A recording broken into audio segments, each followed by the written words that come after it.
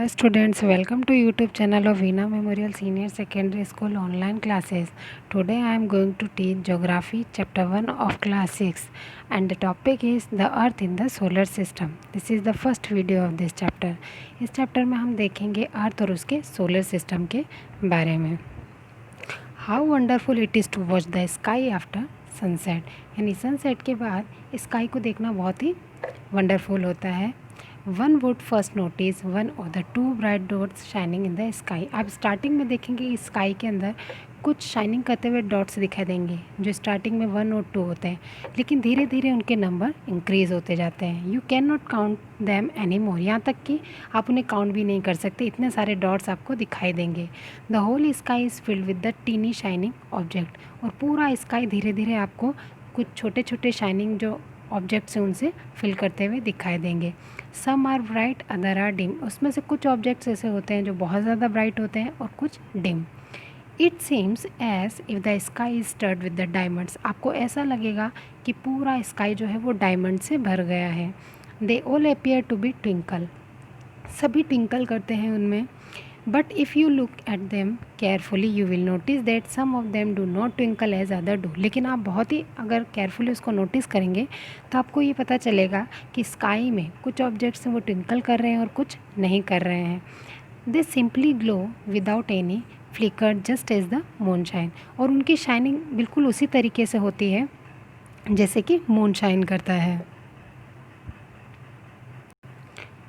Along with this bright object, you may also see the moon on the most of the days.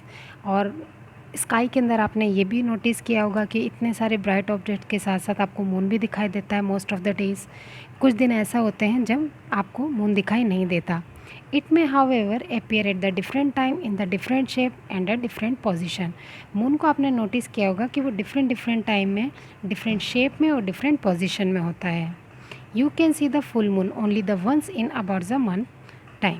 आपने देखा होगा कि जो full moon होता है यानी आपको पूरा जो मून है वो मंथ में एक बार ही दिखाई देता है. It is the full moon night और पूर्णिमा. इस दिन को बोला जाता है फुल मून और पूर्णिमा. यानी कि जिस दिन आपको मून पूरा फुल दिखाई देता है तो उस दिन को आप पूर्णिमा बोलते हैं. A fourth night or later you can not see it at all. It is a new moon night और अमावस्या. और मंथ के एक दिन आपको जब मून बिल्कुल दिखाई नहीं देता तो उस दिन को बोला जाता है न्यू मून और अमावस्या. On this day you can watch the night sky best provided it is a clear night. और अमावस्या के दिन आप स्काई को बिल्कुल क्लियरली देख सकते हैं, यानी कि आपको सारे जो शाइनिंग ऑब्जेक्ट्स वो बिल्कुल क्लियरली दिखाई देते हैं. Do you wonder why can't we see the moon and all those bright tiny objects during day time.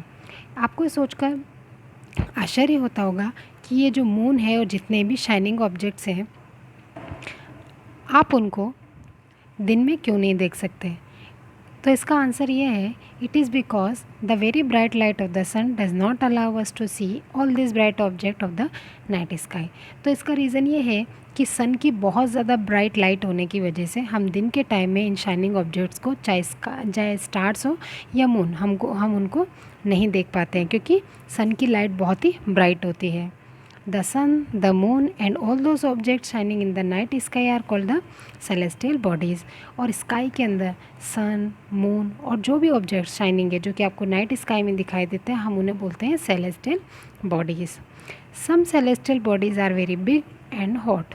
कुछ सेलेस्टियल बॉडीज़ होती हैं जो कि बहुत बिग होती है और हॉट होती हैं. They are made up of gases. ये गैसेस से बने हुए होते हैं. They have their own heat and light. इनकी खुद की हीट और लाइट होती है. Which they emit in the large amount, जो कि लार्ज अमाउंट में रिलीज़ होती रहती है. This celestial bodies are called stars. इन सेलेस्टियल बॉडीज़ को कहते हैं stars. The sun is a star. Sun भी एक स्टार ही है क्योंकि इसकी अपनी खुद की हीट और लाइट है. Countless twinkling stars in the night sky are similar to the sun. ये जो काउंटलेस, जिनको आप काउंट नहीं कर सकते, जो ट्विंकलिंग स्टार्स है जो कि आपको नाइट स्काई में देखते हैं वो सन के सिमिलर ही है. But we do not feel their heat और लाइट. लेकिन हम उनकी हीट को और उनकी लाइट को फील नहीं कर पाते बिकॉज ये बहुत छोटे होते हैं और काफ़ी दूरी पर होते हैं. यही रीज़न है कि स्टार्स हमें काफ़ी छोटे दिखाई देते हैं और उनकी हीट और लाइट हम तक पहुंच नहीं पाती क्योंकि अर्थ से इनका डिस्टेंस बहुत ज़्यादा है मून के कंपेयर में।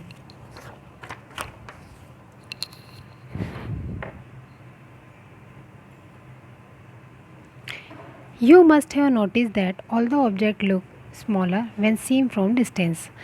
आपने ये नोटिस किया होगा कि कोई भी ऑब्जेक्ट्स अगर आपसे काफ़ी डिस्टेंस पर है तो आपको छोटा दिखाई देगा।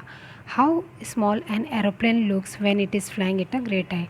और एरोप्लेन, जैसा कि आपने देखा होगा कि जब वो एरोप्लेन स्काई के अंदर फ्लाई करता है तो उस वक्त हमें बहुत छोटा दिखाई देता है, और रीज़न इसका यही है कि वो हमसे काफ़ी दूरी पर है, और इसीलिए हमें मून और स्टार्स भी काफ़ी छोटे दिखाई देते हैं। While watching the night sky, you may notice the various pattern formed by the different group of stars. जब आपने रात के टाइम में आपने कभी स्काई देखा होगा तो आपने नोटिस किया होगा कि स्काई के अंदर डिफरेंट डिफरेंट ग्रुप्स होते हैं स्टार्स के, और उनके अलग अलग पैटर्न होते हैं। इन्हें बोला जाता है कॉन्स्टिलेशन। यूर्सा मेजर और big bear is one such constellation. उनमें से ही एक इम्पॉर्टेंट कॉन्स्टिलेशन है यूर्सा मेजर और big bear. One of the most easily recognizable constellation is the Saptarishi. और सबसे मोस्ट और इजीली जिसको रिकग्नाइज किया जा सकता है वो है constellation Saptarishi. It is the group of 7 stars. Saptarishi जो कॉन्स्टिलेशन होता है उसमें 7 स्टार्स होते हैं, और क्वेश्चन मार्क के शेप के अंदर वो होता है। That forms a part of Ursa Major constellation.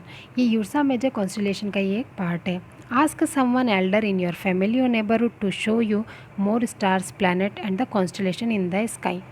आप अपने घर के फैमिली में जो बड़े कोई हैं तो उनसे आप बोल सकते हैं कि आप उन्हें वो आपको शो करें कि और भी जो स्टार्स होते हैं, प्लैनेट्स होते हैं और कॉन्स्टिलेशन होते हैं स्काई के अंदर, वो आपको बताएंगे। In ancient time people use to determine the direction during the night with the help of star. Ancient period में स्टार्स जो होते थे वो पीपल्स को डायरेक्शन बताने के लिए हेल्प करते थे। The north stars indicate the north direction. Example के लिए जो नॉर्थ डायरेक्शन होता है उसे नॉर्थ स्टार से हम पता लगा सकते हैं।